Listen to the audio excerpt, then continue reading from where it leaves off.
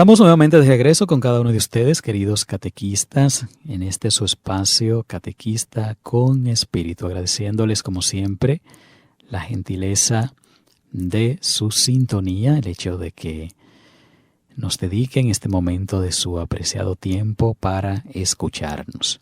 Y hablemos un poquito ahora en esta última parte de nuestro programa de la participación e importancia del grupo en esta catequesis familiar que nos propone la Fundación Familia y Fe.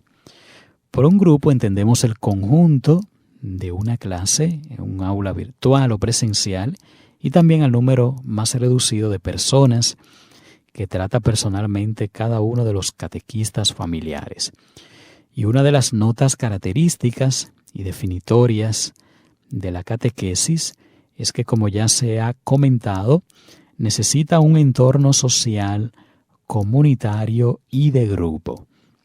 La pedagogía catequética es eficaz en la medida en que la comunidad cristiana se convierte en referencia concreta y ejemplar para el itinerario de fe de cada uno. Esto sucede si la comunidad se concibe como fuente, como lugar y meta de la catequesis. De aquí que el grupo tiene una función importante en los procesos de desarrollo de la persona. En la de los adultos, porque promueve un estilo de diálogo, de cooperación y de corresponsabilidad cristiana. ¿Y qué sentido tiene esto cuando, en teoría, el proceso de conversión interior de cada uno es personal? Pues el sentido está precisamente en la naturaleza misma de la Iglesia. Dios ha querido salvarnos a través de la Iglesia, incorporándonos a su gran familia. Somos miembros de un pueblo, que es el pueblo de Dios, y nuestra existencia solo se entiende en ese contexto social, familiar y sobrenatural. Esta realidad la expresó Benedicto XVI con una formulación casi poética que, aunque es poco larga, vale la pena reproducirla aquí. Dice el Papa Benedicto XVI: ningún ser humano es una mónada cerrada en sí misma. Nuestras existencias están en profunda comunión entre sí, entrelazadas unas con otras a través de múltiples interacciones. Nadie vive solo, ninguno peca solo, nadie se salva solo. En mi vida entra continuamente la de los otros, en lo que pienso, en lo que digo, me ocupo o hago. Y viceversa, mi vida entra en la vida de los demás, tanto en el bien como en el mal. Así, mi intercesión en modo alguno es algo ajeno para el otro, algo externo, ni siquiera después de la muerte. En el entramado del ser, mi gratitud para con él, mi oración por él, puede significar una pequeña etapa de su purificación. Y con esto no es necesario convertir el tiempo terrenal en el tiempo de Dios. En la comunión de las almas queda superado el simple tiempo terrenal. Y nunca es demasiado tarde para tocar el corazón del otro, y nunca es inútil. Así se aclara aún más un elemento importante del concepto cristiano de esperanza. Nuestra esperanza es siempre y esencialmente también esperanza para los otros. Solo así es realmente esperanza también para mí. Como cristianos, nunca deberíamos preguntarnos solamente ¿cómo puedo salvarme yo? Deberíamos preguntarnos también ¿cómo puedo hacer para que otros se salven y para que surja también para ellos la estrella de la esperanza? Entonces habré hecho el máximo también por mi salvación personal. Estas son palabras del Papa Benedicto XVI, el Papa Emérito, que escribió en su momento y que están cargadas de una gran verdad. Uno de los peores males que ha sufrido la Iglesia en Occidente ha sido el avance del individualismo, presentado como modelo de estilo de vida. Cada uno puede hacer lo que quiera mientras respete o no moleste al otro. Y esa mentalidad ha causado y sigue causando verdaderos estragos en la convivencia social y en la pérdida del sentido del pecado, pues justifica una actitud egoísta y totalmente ajena a la visión cristiana del mundo. Y quizás uno de los retos más importantes de las comunidades cristianas, de las parroquias sobre todo, en entornos predominantemente urbanos, es precisamente la creación y robustecimiento de los lazos que unen a la familia con la comunidad.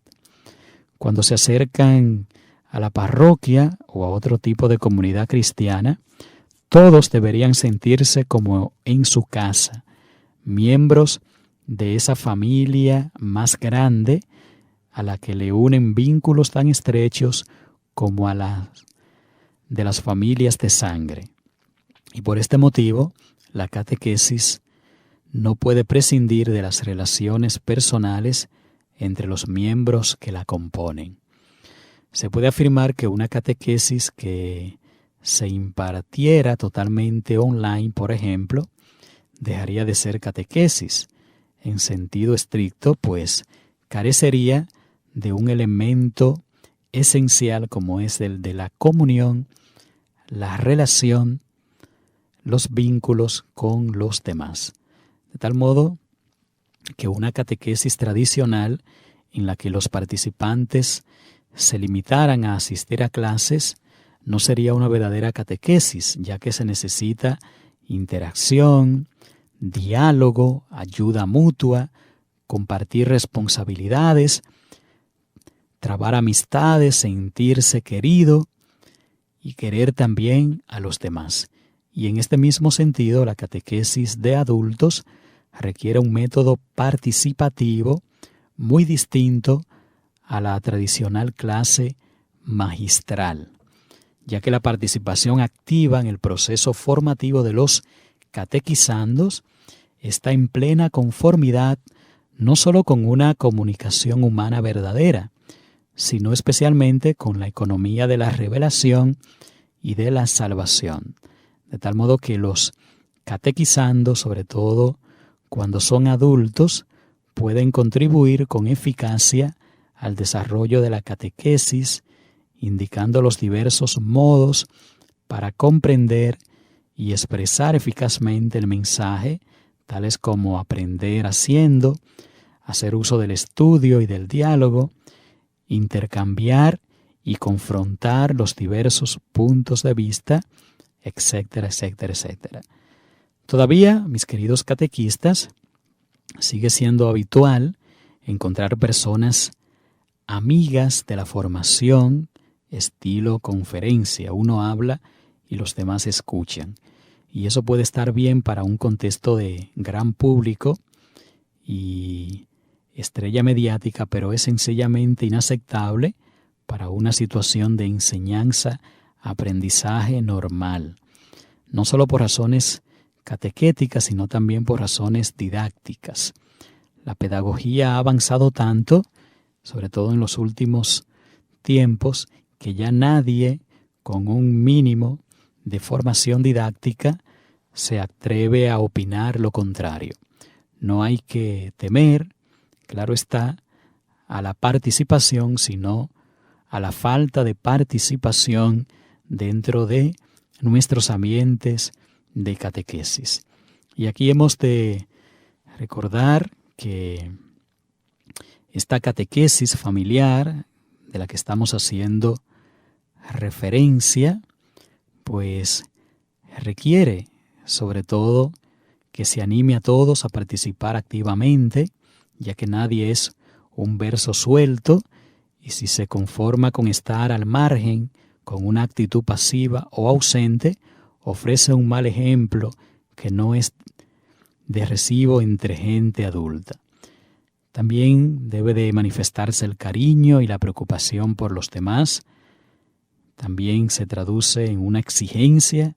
Si alguien no interviene, el catequista u otro miembro del grupo debe animarle, y si se retrasa en acceder al curso, recordarle con delicadeza que es tiempo de intervenir, y se le cuesta decir algo por timidez, pues hacerlo con él o con ella, y así a pesar de todo, pues no es posible convencerle para que continúe, pues es preferible darle temporalmente de baja hasta que disponga de más tiempo y decida pedir la reincorporación, ya que no hay que expulsar a nadie del grupo, sino irle educando en este sentido y animando para que se vaya integrando a la misma. Pues mis queridos catequistas, con estas palabras vamos a poner punto y final al programa de hoy, agradeciéndoles como siempre la gentileza de su sintonía. Gracias por dedicarnos su atención, esperando en el Señor que este nuevo año que estamos iniciando, pues nos impulse, nos anime a seguir formándonos, a seguir dando lo mejor de cada uno de nosotros en nuestros ambientes, en nuestras familias, parroquias y comunidades, y también, ¿por qué no?, motivar a otros también para que formen parte de este grupo de discípulos misioneros que le servimos al Señor por medio de la catequesis. Que el Señor me los bendiga y será hasta la próxima semana.